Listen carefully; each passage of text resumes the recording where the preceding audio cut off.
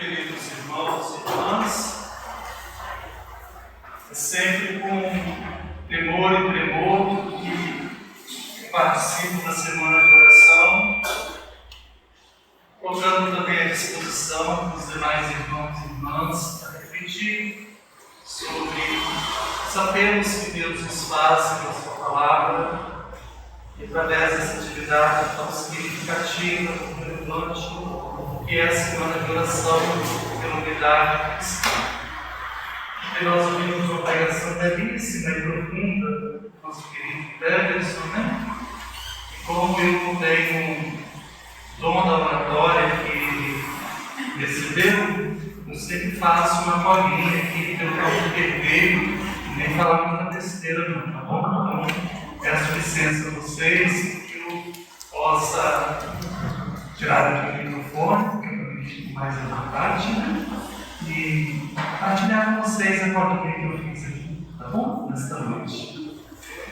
Então, minhas irmãs e meus irmãos, como acontece anualmente, estamos encerrando o tempo pascal, celebrando a semana de oração pela unidade cristã, preparando-nos para a solenidade de Pentecostes, que é a festa do Espírito Santo, né? Já no próximo sábado à noite. A unidade é o dom maior que o Espírito Santo concede à Igreja, para que os membros do corpo de Cristo, que são diversos e singulares, estejam em harmonia, dando continuidade à sua ação redentora em todo o tempo e em todo lugar. A semana de oração pela unidade cristã é um sinal visível de que as nossas diferenças e singularidades são dons que fortalecem a Igreja de Cristo. Quando acolhemos e respeitamos as diversidades e as diferenças que nos caracterizam como cristãos e como humanos, criados à imagem e semelhança de Deus, que é uno e trino. Semana de oração pela unidade cristã de 2024 nos recorda que nossas relações pessoais, eclesiais e sociais devem ser tecidas com fios do amor, os mesmos fios com os quais Deus teceu nossa vida e salvação, e pelos quais Ele sempre se mantém unido a todos nós. Inspirado no versículo da parábola do samaritano, Lucas 10, 27, amarás a Deus e ao próximo como a ti mesmo. A semana de oração deste ano foi organizada pelos nossos irmãos e irmãs africanos de Burkina Faso, um país marcado pela pobreza, divisões e violências, onde guerras continuam sendo travadas em nome de Deus para justificar a ganância e a torpeza do ser humano.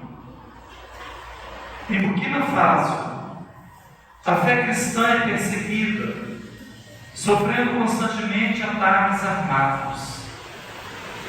Padres, pastores e catequistas foram mortos e sequestrados durante as celebrações.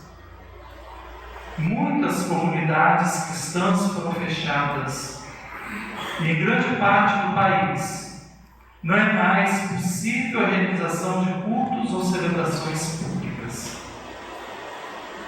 Iluminando essa realidade de tristeza e dor, nossos irmãos e irmãs de Burkina Faso nos convidam a refletir sobre o pecado que é o extremismo e o exclusivismo religiosos. Lembramos que Deus nunca é a favor de perseguições, guerras e intolerâncias religiosas. Eles nos recordam que só seremos fiéis a Deus se amarmos o nosso próximo como a nós mesmos, independentemente de quem ele seja, como fez o samaritano que amou o homem caído à beira da estrada. ilustrando o amor que Deus tem por cada um de nós e pela humanidade inteira. Tomados à margem da história da salvação, feridos de morte pelo pecado. Encarnando-se na história, Cristo cuidou de nossas feridas, carregou-nos nos ombros e restituiu a nossa dignidade de filhos e filhas de Deus, sem excluir ou condenar ninguém, mas a todos, chamando a conversão, apontando-nos o caminho da pátria definitiva, a casa do Pai, a Jerusalém celeste, dando um novo sentido ao nosso caminhar, dando um sentido à nossa existência. Embora em nosso país nós tenhamos liberdade de manifestar publicamente a fé que professamos, isso não quer dizer que a violência em nome de Deus não seja praticada no Brasil.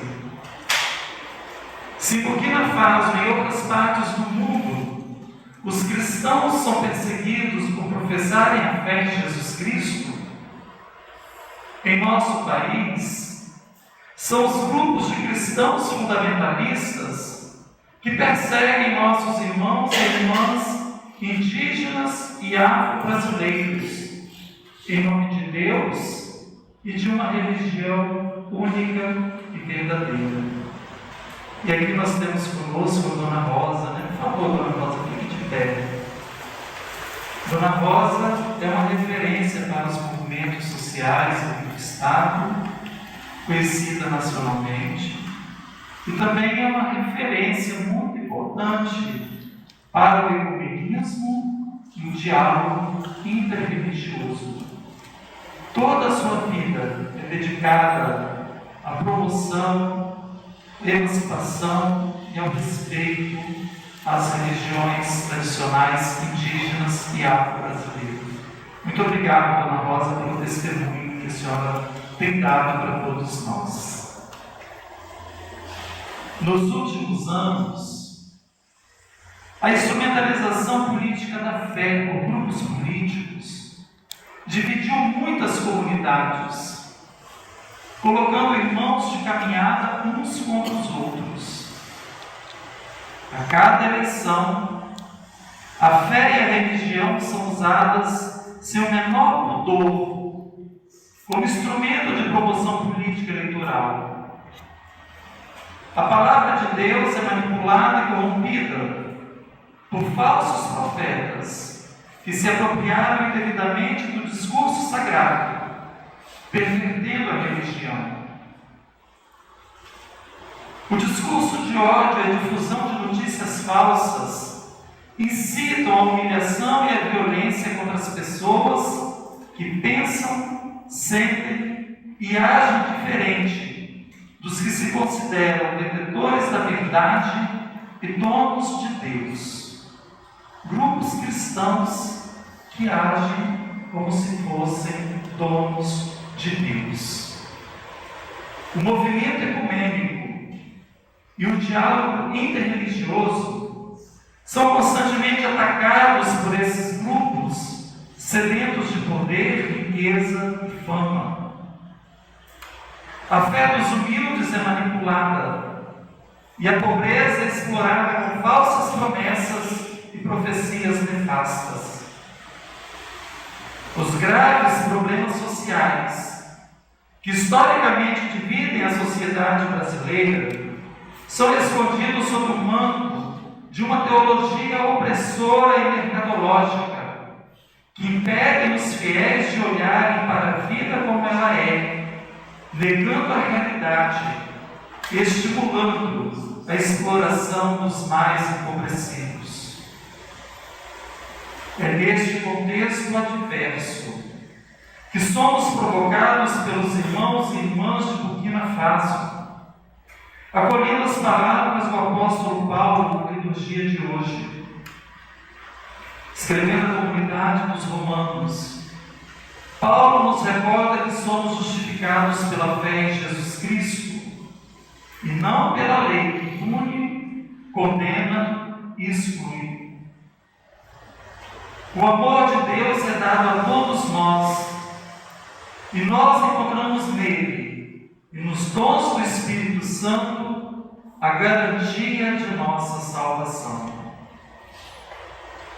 Paulo nos ensina que é olhando para a frente, para o nosso futuro na eternidade, que devemos orientar nossa vida e nossas ações, sempre movidos pela esperança de contemplarmos a glória de Deus. Quando depositamos em Deus a nossa esperança, e não em nossa força ou capacidade, e nem nas instituições, conseguimos encarar as dificuldades e desafios que a vida nos apresenta com serenidade, e nos tornamos mais fortes com as tribulações que enfrentamos por amar a Deus e ao próximo. Como ensina o filósofo, aquilo que não me mata me torna mais forte. Nossa esperança está ancorada na fé que professamos. Nossa esperança se alimenta do amor e não se deixa bater pelos sofrimentos presentes. Pelo contrário, ela os suporta com constância. E a constância prova e fortalece a nossa esperança, pois sabemos que o sofrimento deste mundo passarão, e eles jamais compararão a glória de Deus. Nossa esperança não nos decepciona, porque o Espírito Santo derramou o amor de Deus em nós, e age no mundo através de nós, que formamos o seu corpo, a Igreja, em todos os cantos do mundo, de diversas e variadas formas, para que perpetuemos no mundo os ensinamentos e as ações de Jesus Cristo, o homem de Nazaré. Portanto, meus irmãos e minhas irmãs, reavivando o dom da unidade nessa semana de oração, renovemos nossa esperança de construir um mundo novo, especialmente em nosso território, tão marcado e sofrido pela força da pobreza, da violência, da morte. Nós vamos ter como desdobramento da semana de oração a caminhada ecumênica pela paz.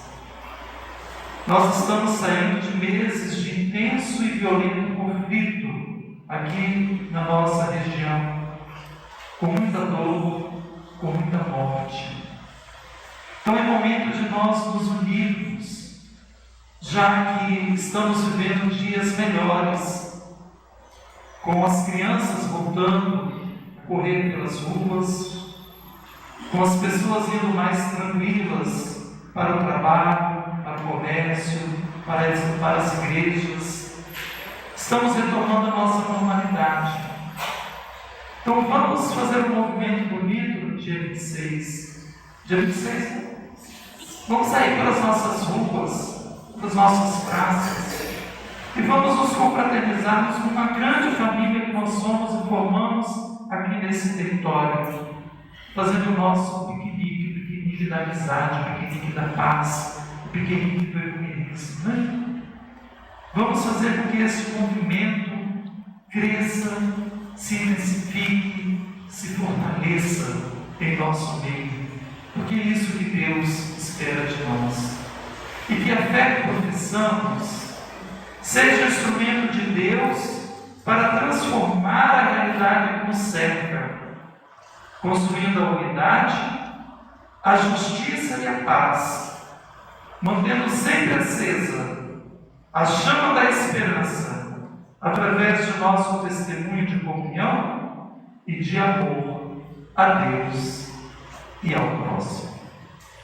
Então acolhamos por uns instantes a palavra de Deus, pedindo a Ele que a graça do seu Espírito infunda em nosso coração o amor, a coragem, e a ousadia necessários para a gente enfrentar o mal que está presente no mundo.